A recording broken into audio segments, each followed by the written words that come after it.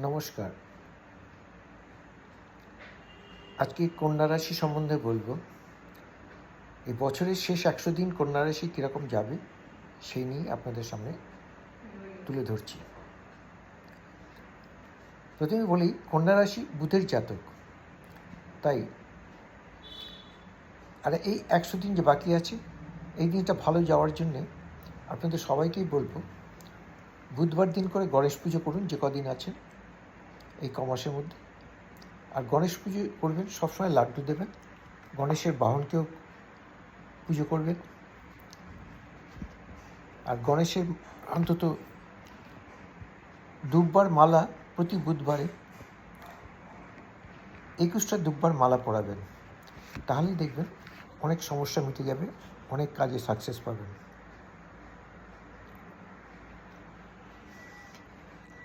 কন্যা রাশি বিশেষ করে এই সময় অনেক কষ্টে কাটিয়েছে, বেশ বছরখানেক ধরে তো ভীষণ কষ্টে যাচ্ছে।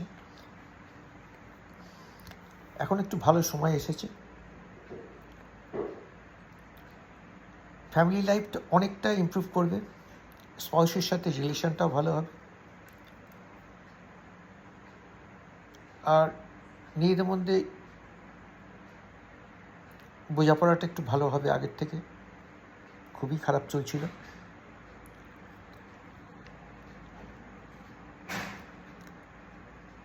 এছাড়া কন্যা রাশির তো চিরকালই একটা শত্রুর প্লাস গুপ্ত শত্রু তো থাকেই, এই শত্রুতাটা এখন একটু কমবে, শত্রু আস্তে আস্তে সরে যাবে, নিজের থেকেই সরে যাবে। তবে হ্যাঁ, নতুন শত্রু যাতে না হয় সেদিকেও খেয়াল রাখতে হবে।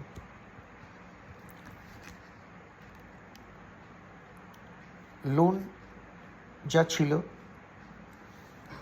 সেটা আস্তে আস্তে দেখবেন শোধ হয়ে যাবে।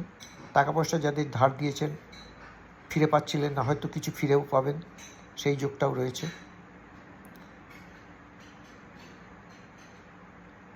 এখন আর্থিক স্থিতি ভালো একটু হবে, যারা চাকরি করছেন হয়তো ভালো জায়গায় ট্রান্সফার পাবেন বা প্রমোশন পাবেন, কাজের প্রশংসা করবে।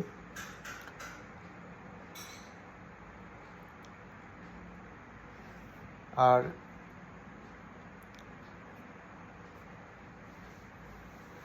কি বলবো, বাবা মার সহায়তা পাবেন, ছেলেমেয়েরা যে ভালো কিছু একটা খবর পাবেন ছেলে মেয়েদের, এবং সেটাই আপনাদের মন খুশি থাকবে, ছেলেমেয়েরা উন্নতি করবে বা ভালো চাকরি পাবে,